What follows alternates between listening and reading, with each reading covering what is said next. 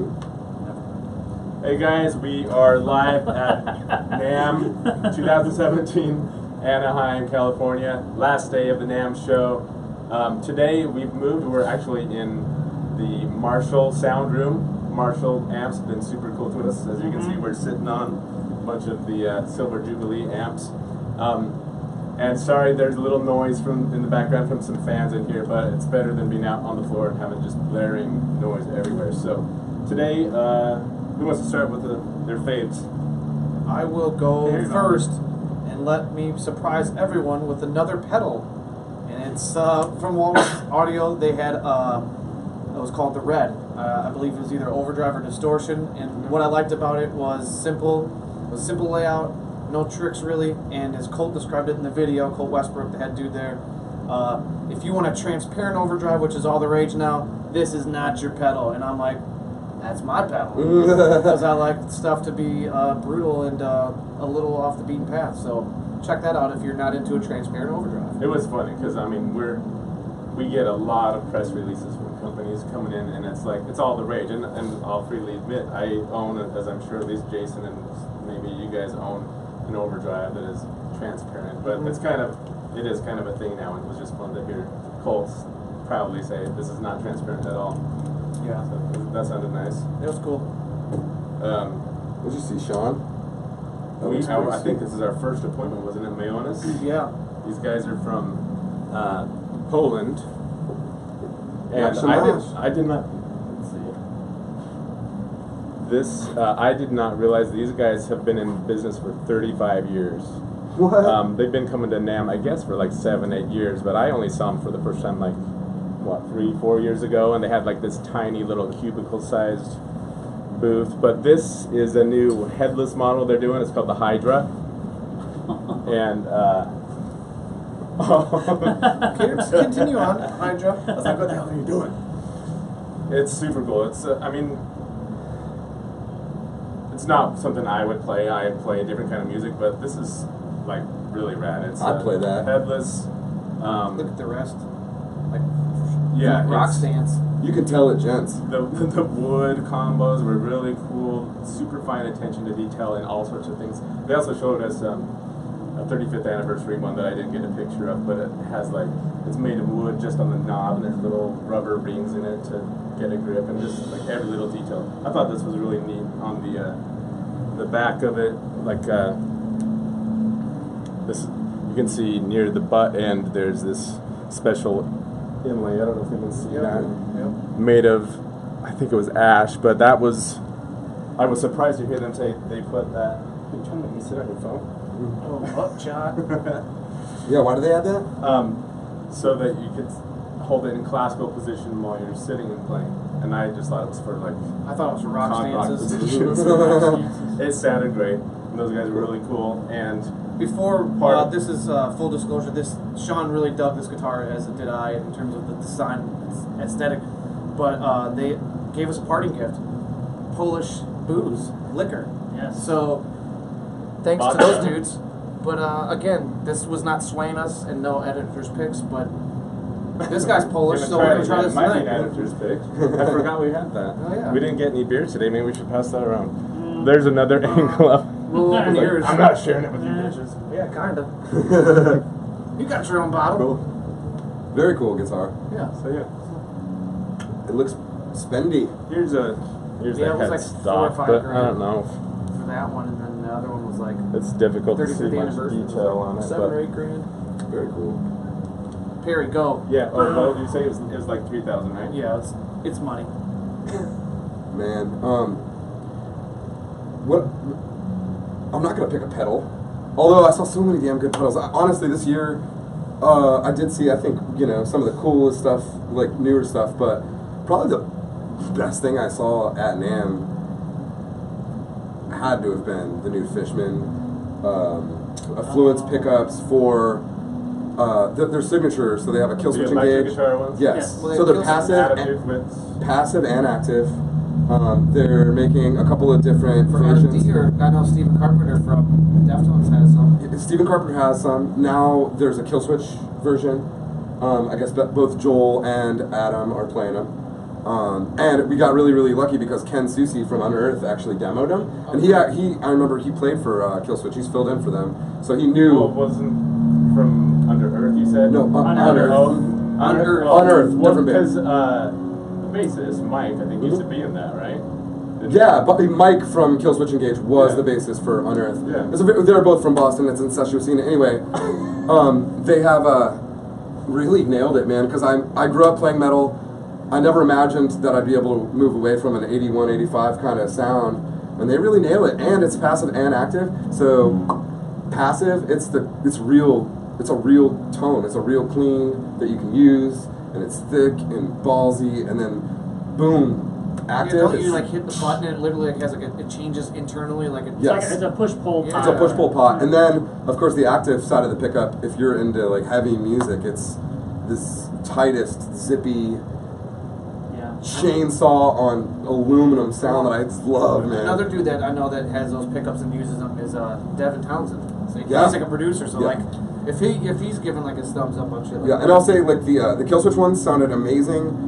There was Do they look like the other ones, like Step Carpenters? Or Yeah, they kind of have that really cool, the lines through them. Yeah. But the one did, that they made for Lamb of God, Willie Adler. holy hell. Wow, they're getting I love that pickup, man. When Ken plugged that thing in and started jamming, oh man, it sounded so And angry. it wasn't on an expensive guitar. No. It was funny. on an Yeah, they ESP. put it in kind of a lower model ESP Yeah. to like showcase the pickup. Yeah.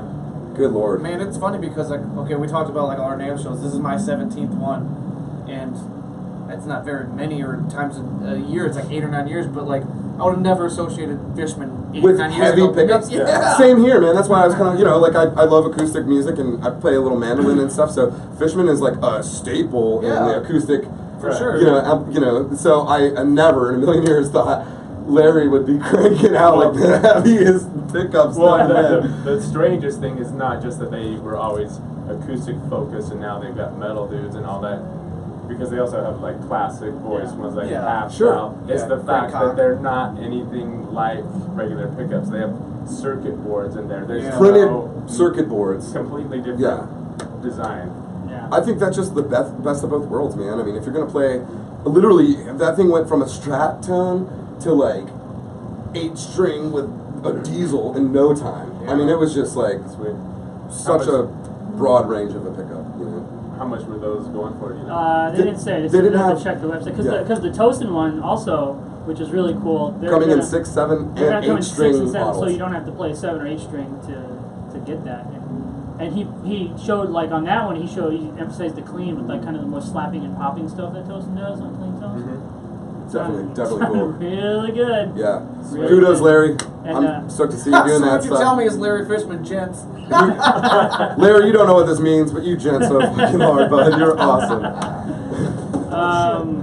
What else did you see? Jason, you're up. I'm up. Okay, put me on the spot. Okay, I'm going to start with our last one of the day. We ended the day by going over to our good buddy Joe Gore's booth, and he had this.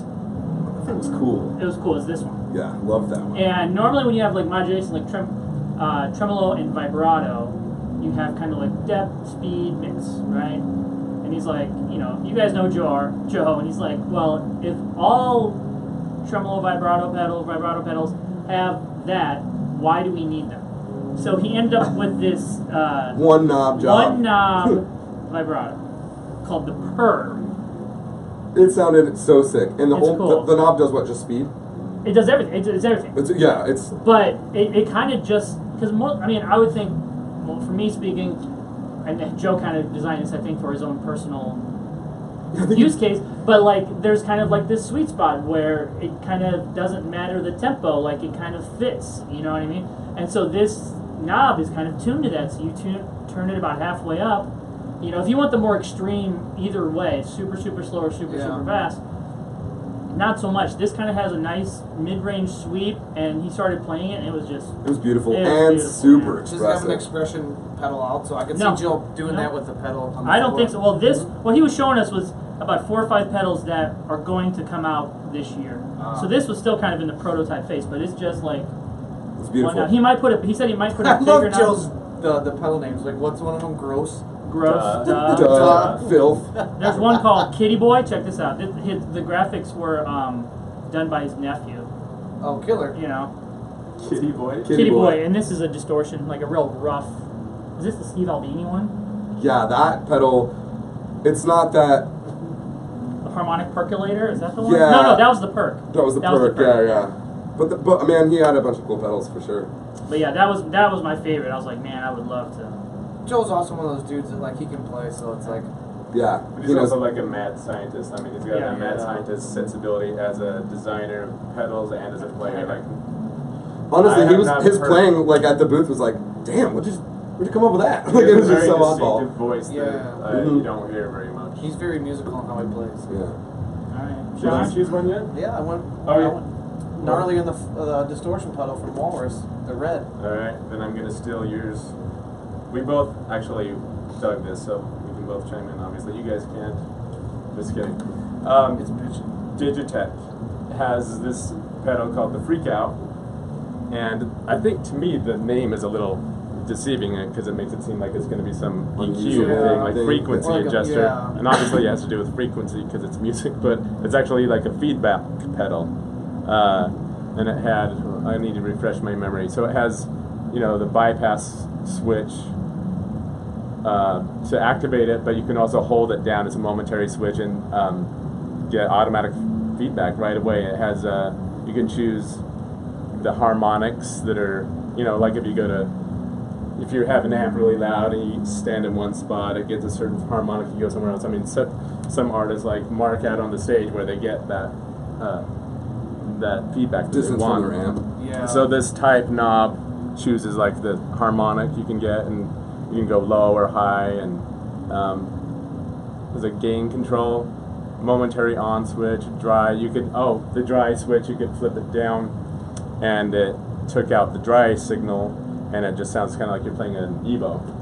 Cool. And these this LED meter would like expand with, you could see visually how it was. I don't know if the LED meter was necessary, but it looks cool. You can see like as it gets louder and louder, it's going up that scale. But I mean, there have been other pedals and units that have tried this before, and at least when I've heard them, it was like not convincing at all. It's like, that sounds like a digital multi-effector. No one's gonna. And it was pretty instant too. Like, it seemed realistic in the sense that, like, it didn't take off right away, but it also didn't take forever, and it still maintained the tone that he was playing through. So the number one thing was just convincing, like it really was feedback from an amp, not like a digital processor trying to do it. Yeah, because there's a few times as we're shooting a video, I can see over my shoulder the periph on both sides. As people walking by, they do one of these.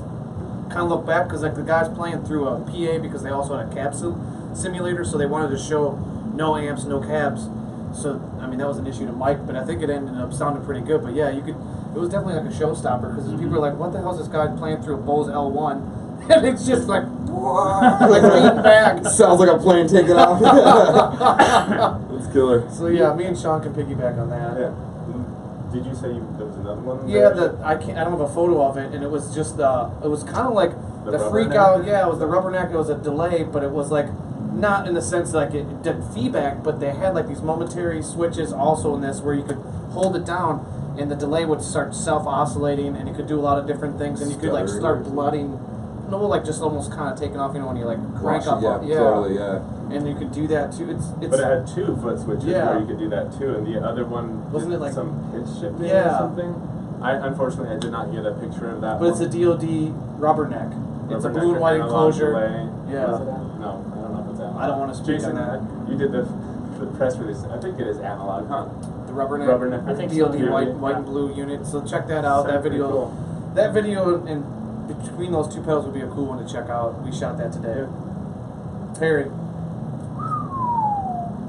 Death by audio. Were you down there when the guy was playing sax? Just Oh yeah, he was. fair doing that. warning, this guy does not like horns. Yeah, he was playing. We were down there yesterday doing it as we were trying to do a video across the hall. Yeah, Yeah. the sax. The other had the sax guy playing through Death by Audio. It was And Poland. for those of you who don't know, Death by Audio, they make amazing pedals that are just weird as shit. Like bleeps and we pull it up blurs. here. And it's a company with Ali Ackerman, who's from Place to Bury Your Strangers. really good Oh, here check you go. out band. Check that out. So this is what I saw today, and It's an acquired under taste. normal, no, not everyone will like it. I think most people would be like, "That's completely unusable." That's noise. And I would say that it is the most usable goddamn thing I ever heard. It's called the evil filter. Why would I not want that in my life? The evil filter. I feel like that's just how I live. For those of you that are familiar with the band Refused or the Shape of Punk to Come, this evil filter sounds like everything in between the songs on that record. I mean, it literally goes from sounding like a Mexican radio to sounding like an amp about to explode into. I mean, it's like sounds. I don't know how the hell he built it. He said that the chip in it was actually from an old Medical EKG machine from the 70s, and that's what powers the thing. But That's like bizarre. at first, I'm like, okay, yeah, whatever, huge filter of some There's a- sort. there's And then he like- turned it on, and it was like, what? And I'm So joking. It looks cool. like it has a built-in fuzz. Yeah, it's got a section built-in fuzz section. with square wave or regular wave output. Filter selector is a big. Yeah. So a lot of in expression control. So while we did the video see, I'm into as he's playing, he's like gnarly turning evil. knobs. Yeah. So I mean, It's if you're into super destructive, Pretty momentary gnarly. stuff, for maybe like if you're a producer or something, I could see totally using that a I don't lot. like end a song or like kind of Yeah, interlude like or yeah, something. totally, or even just a texture and like the background of a song or something, because it's just like absolutely unpredictable cool. See, that's you know? what I talk about. That DOD is like I could see someone at the end of a song, like a minus the Barony band that like has like where they're playing through the whole song and you know like drummers tying his shoes, bass players getting a drink, and the guitar player's left out on stage and like he has to make noise to keep Yeah, keep totally. the show going. You could stand on that delay and just have some real ambient crazy Washy, shit. cool. Yeah. I love that. I was down there a couple times and I heard the sax player. Were you saying the sax player was playing through that? No, Not in the video, No, but but when he's we were playing down that there by earlier audio. doing another video across the hall, he was he was brutalizing. But it was, Fucking Cheers was starting Yeah, up. it was oh crazy. man, it was loud. Oh, I wow. don't know if I heard that pedal when I was down there, but I think the most awesome part of that is that he found an EKG machine. Yeah. and How decided cool. to make a That was pedal really out cool. of it. Man. And finish. Oliver's Like, cool, man. Oliver's That's cool, thinking and that outside. what a cool dorky thing. Like nobody would think to do that. That's awesome. Yeah, like, that's the kind of thinking that is, I think, That's why you could use Hall more is, of. Yeah, that's Not why Hall's necessarily for that same kind of sound, but just trying something new. you see an EKG machine and you think, And it's I'd why like a pedal. if you get a chance to come to NAMM, don't sleep on Holly. Yeah. Yeah, Holly is kind of the up and comers, the new stuff, the oddball. People that are hungry, they're trying anything. Yeah. And what Hall E means, you guys, is it's kind of like if you want to go to NAMM, you have to pay your dues by going to Hall E. Like they will only put you there usually first if you're a small company trying to get established. It's downstairs. It's kind of out of the way, but we call it The basement. the land of misfit toys. Yeah, in the industry, a lot of people call it the land of misfit toys because it's weird. There's a lot of weird stuff. If you're- Sometimes there's a lot of companies where you're like, you do a double take because there's a lot of rip-off companies down there, imports just doing shameless rip-offs of some guitars and stuff. So there's stuff like that, and then there's the really weird ass shit that you're like, whoa. If you're a sports person like me and Jason, it's like the minor leagues of baseball. Yeah. Like it's like they're paying their dues. They're going to come up the ranks, and sooner or later, if they make it, they'll be upstairs. And there's been some companies who started there, came up to the main floor, and now are back there. yeah, Like JHS some people is back. do. Yeah, some people like being Yeah. downstairs. A lot of the boutique builders are down there right now. Yeah. But it's also cool to see, I've been doing this for like 5 years with you guys. It's awesome to see pedal builders that I really appreciate Graduating from there up to here. go from like a little table, to having like Their a own booth. substantial Yeah. size of a booth, man. It's like that's cool. You can really see, Yeah. people Growth and, yeah. making some success out of their pedals. Actually and paying some bills. It's awesome. It makes me feel great. Yeah. Where were we? Let's see. It's back to Perry and Jason. Oh, you see the evil filter. I am gonna do this pedal. Brand new. Well, I don't know if it's a brand new company, but it's their first time here. They've never been to NAMM, and I thought they had a really cool approach. Yeah, I've never seen this on a pedal before. Have you? Once or twice, but Maybe. rarely. But so it's this company out of South Carolina called Classic Audio, and their kind of thing is that they put rollers on the face of the pedal along with the switch. So So it's they like end a giant Jazzmaster volume knob. Yeah. With some It's sort a of- Exactly. honker. So like literally, A honker. it's like a honker and a wheelie, yeah. That's a reference to our first day of editors. But it's almost like every one of their pedals is an expression pedal. You know what I mean? Because you can. And this is a delay, and so up at the top you see the switch. At the bottom you kind of see the roller, which I believe on this delay does feedback. Yeah, but another cool thing is they make 2 versions of every one of their pedals. So if you don't want the roller, then you get something like then you get like a regular pedal, you know. And with tap tempo too. So if you're a set it and forget it kind of guy, that's your jam. If you want to get a little more experimental and oh man, I'm doing wheelies all night. yeah, man. Wheelies. Yeah. They were get shoes made of those. yeah, those little wheelies. I want roller. I want those in my shoes. Is that what they're called? Heelys? Heelys, yeah. I just want to be able to turn up the reverb and gain on my feet. All right. All right. Sweet. Is there anything else? I had another one, and I don't know if you guys have any more. We can make this the last one. I don't know. We have some questions on the live stream, so maybe after do that, we'll answer some questions. So I'll admit I was pretty skeptical when we came to this booth because Hamer Guitars started out in the 70s. Joel Danzig and Scott Hamer, I believe, partnership, and they were kind of one of the, I don't know if it's fair to say, the first boutique company, guitar company, because they were one of the early ones for sure. I mean, what qualifies as boutique, but they made great guitars that were made famous largely because of obviously like Rick Nielsen from Cheap Trick and Tom Pedersen, and they went on to become definitely through the 80s and 90s one of the best boutique guitar companies. Plus to me, kind of. They're amazing. I owned one a long time ago that I probably shouldn't have sold, but I needed money to move, and played awesome. And then, you know, I don't know what happened business-wise. Things changed hands a couple times. For a while, all you could get were like the really super cheap import, like Hamer Slammers that were like $200 at a piano store. And I think they went away for a while, and now they're not back. It's not like a relaunch of what they were, but they have relaunched the brand at a mid-price level, like an $800 guitar. There were like what, 6 of them? Yeah, 6 different shapes. And I think there's 4 shapes, 6 different models based on like bridges and stuff. So they had the standard that like Rick Nielsen made famous. It's like the Explorer outline. They had what's it called, Vortex? The Vortex was like the V style. And they have the arch top double cut. They Which have. made you feel like a badass with the V. I mean, I don't know if I could pull it off, but like just put it on, you feel like a rock star with a flying V. And they had like an LP Junior one with just one P90, right? Yep.